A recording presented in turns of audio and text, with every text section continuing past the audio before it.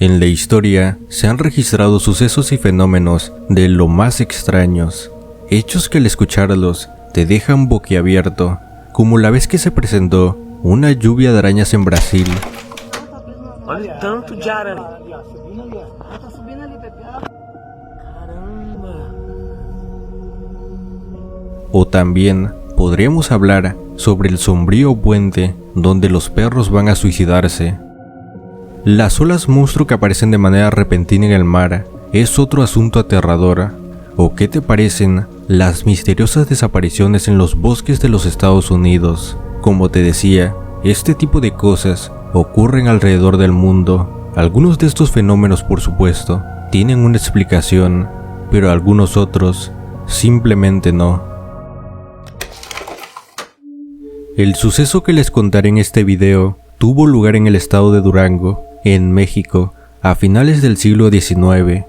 Allí existía una antigua cárcel que se ubicaba en lo que hoy es el centro de la capital.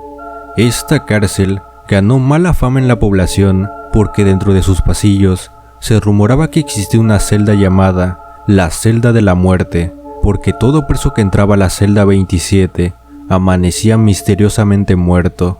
Esta situación mantuvo consternados a carceleros, autoridades y reos, pues preso que entraba era preso que moría.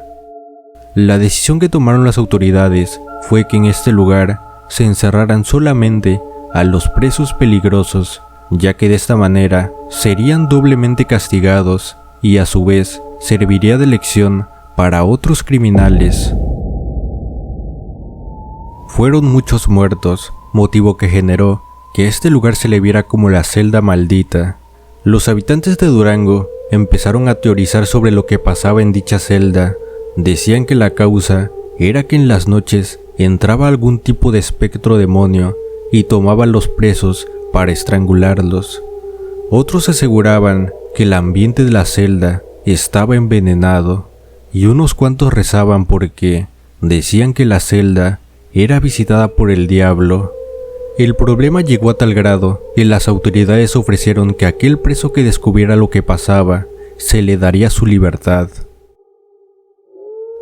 En 1884, en la hacienda de la Cacaria, trabajaba Juan, un joven al que le apodaban Juan sin miedo, porque decían que era un joven bastante intrépido. Un día ocurrió cierto acontecimiento.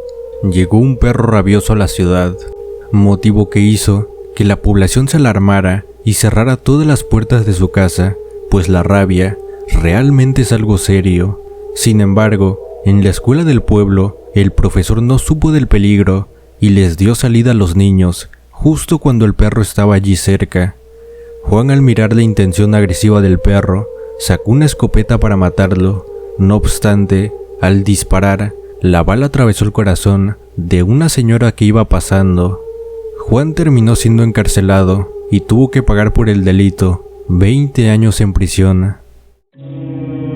Pasados 7 largos años en la cárcel, las autoridades ordenaron que Juan fuera condenado a la celda de la muerte, aunque se decía que la verdadera razón era que el dueño de la hacienda lo quería muerto para quitarle a su prometida. Cuando el director de la penitenciaría le preguntó a Juan: ¿cuál es tu última voluntad?, el sentenciado a muerte contestó: solamente quiero un banco, una docena de velas y una caja de cerillos. Cumpliendo con su petición, procedieron a encerrarlo en la celda de la muerte. El hombre, con mucho miedo y nervios, prendía las velas en el momento que sentía alguna presencia extraña. Los minutos parecían siglos y hora tras hora contaban las campanadas que daba el reloj de la catedral, y cuando ya el temor lo vencía y la vela se apagaba, la prendía nuevamente y veía con atención a su alrededor. ¿Cuál fue su sorpresa al ver un enorme alacrán de al menos unos 30 centímetros de largo, que tan pronto como apareció, se ocultó en su madriguera al más mínimo movimiento? Juan tomó los cerillos y apagó la vela, permaneciendo en silencio y dejando transcurrir el tiempo. Su objetivo era matar al animal, o al menos no dejarse picar.